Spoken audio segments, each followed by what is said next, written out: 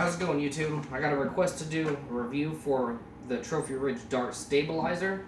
We're going to be talking about two topics, and I'm going to try to keep this quick. How this works as a stabilizer, and how it works as a shock absorber. Now, this is a very common stabilizer on the market today. I run it on my bow. This is the 8-inch New Archery Products Apache Stabilizer. This you can pick up for between $39 and $50, just depending on which version. This is the 8-inch. It has a 3-inch carbon fiber extension tube.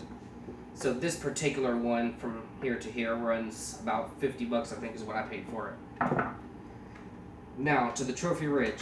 This is the Trophy Ridge Dart Stabilizer. It is their basic entry-level stabilizer. You can pick it up for between $10 and $20. I think the average price I see on them is $15. So how does this act as a stabilizer? Well, it's a 6-inch stabilizer, so you're not going to get much stabilization effect out of it. The common consensus online and in shooters clubs around, for the matter, is for hunting to be considered kind of effective, you need 8 to 10 inches. That puts the stabilizer far enough away from the center line of your bow to be effective. And for those of you who don't know, the reason you run a stabilizer is two reasons. When you draw your bow back, the stabilizer helps kind of pull it down and keep it in line. It's essentially a counterbalance for the bow. It helps you keep it in line, and then once you fire your bow, as the shock travels down the limbs into the riser, stabilizers do a very good job at absorbing all the leftover shock. That's why you see a lot of them with rubber on them. So there are two parts. They stabilize your bow and they absorb shock. Now, the longer the stabilizer is, the more effective it's going to be. But you have to remember, when you're in the woods or hunting, you don't want your stabilizer too long, because if you're down here in Florida, like I am, you're going to have a problem getting caught up in the underbrush. Another thing you want to consider when choosing a long stabilizer is wind is going to play more of an effect. Now, there are hundreds of stabilizers on the market, but they all basically work the same way. They help steady your bow and they absorb shock. So this 8-inch I would rate as very effective at absorbing shock and stabilizing the bow, which is why I run it. So now let's take a look at the Trophy Ridge. It's 6 inches, really soft, thick rubber overmold. And one thing to note about this particular stabilizer, the Dart, is that the insert ends somewhere down around here. So the extra 2 inches is just rubber flapping to absorb shock. So your actual weight for this is going to be probably the first 4 inches of it. So most stabilizers on the market hold a lot of their weight towards the end of it, because that's what makes it effective, is the weight sticking further away from the riser. Such as this one right here. You can see this one would have the weight right here versus this one that has the weight all the way out here. There's a bit of a difference. So as a stabilizer, this is a short stabilizer, 6 inches. Keep that in mind. You're not going to notice really any difference as far as how stable the bow is under full draw. Now let's talk about the second part, shock absorption. This is why I would choose the shock absorber. If you have a bow that generates a large amount of hand shock and you don't have a high budget or don't want to spend money on a longer stabilizer, this is what I would go for absorbing shock. It's got this nice, thick rubber overcoat. Guys, there's a lot of rubber on here, as you can see. Not a very good counterbalance, but it is an extremely good shock absorber. If I had to rate its stabilization qualities, I would probably give it 2.5 or 3 out of 10. If I had to rate its shock absorption, I'd probably rate it a bit higher at 8.5 out of 10. There's a lot of rubber on here, so it's going to absorb a lot of shock. So is the Dart worth the money? Yes, it is. It is a basic entry-level stabilizer, $10 to $20.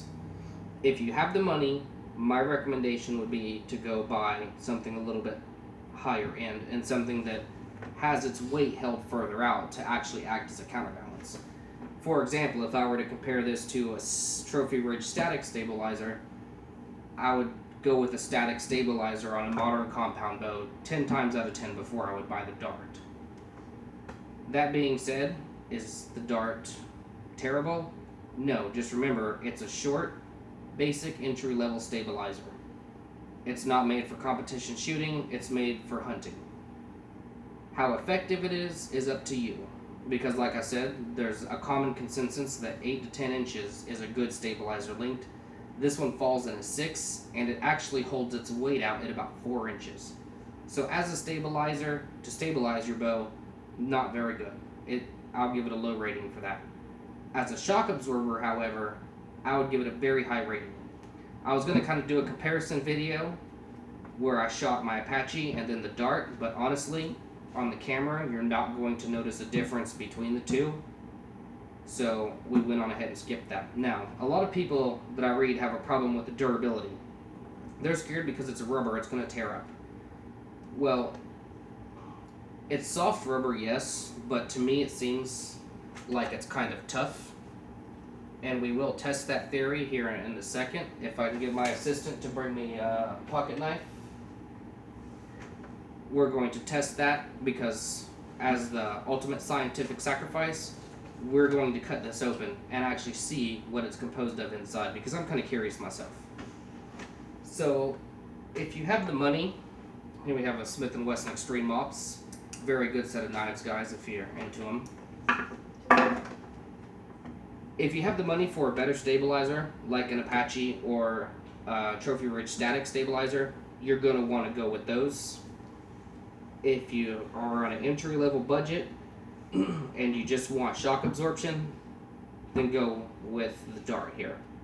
Remember, it's going to absorb a lot of shock just because laws of physics, it's mostly rubber. But it's not going to do a whole lot as far as stabilizing your bow. So now, we'll test the durability factor here, and we'll check out what it's made of at the same time. Now this knife is razor sharp, and as you'd expect, I'm not having too much of a difficult time cutting into this here. Now guys, probably not something you want to try at home, obviously.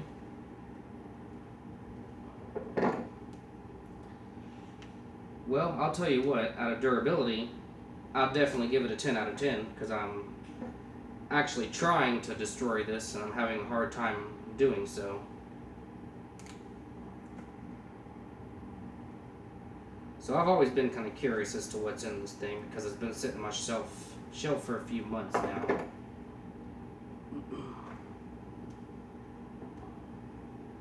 So like I said, if you're on a budget, and you don't want to spend, $50 for a stabilizer, but you want something on there for shock absorption or whatever your case may be, it's definitely worth the money. But if you do want to shoot out to those longer ranges and you actually want to have the stabilization effect, I would honestly say you're going to want to get something a little bit longer, a little bit heavier.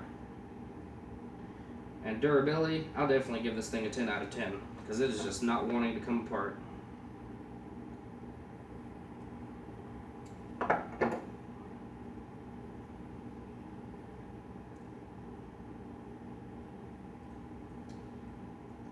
Well, I'm starting to see some steel under there, it looks like.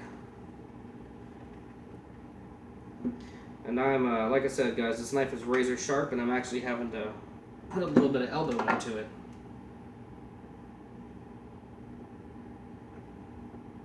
Alright, we'll go ahead and give it a little cut down here. I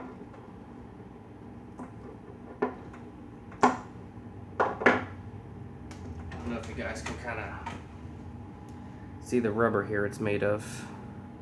It's very soft, but it is incredibly tough, I'll tell you that.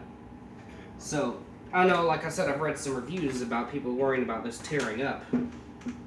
I definitely wouldn't worry about it tearing up, because I'm giving it a pretty good shot here to tear it up, and it's just not really working for me. Go ahead and try and shave it. I was going to try and cut it open and kind of peel it back, but it looks like it's glued into the rubber insert there really good. So we're going to see if we can kind of shave down it here.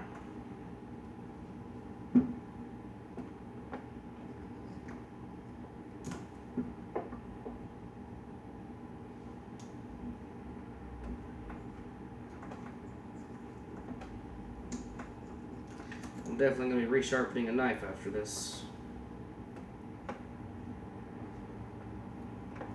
And guys, whenever you're cutting something, obviously be careful when you're cutting to yourself.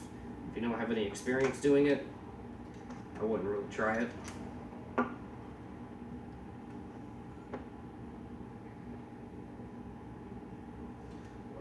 that is just tough. So those of you who are worried about the rubber tearing up on you, you got plenty of rubber to go. I wouldn't worry about that at all.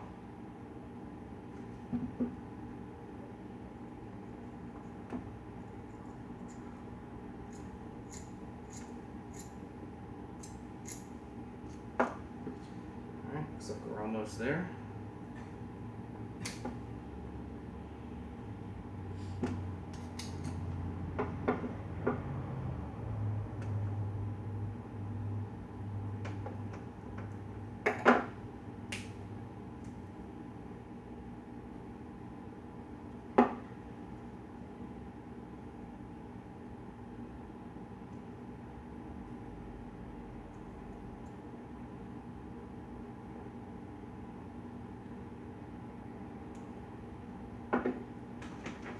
Alright guys, so here's the inside of it. Definitely well built.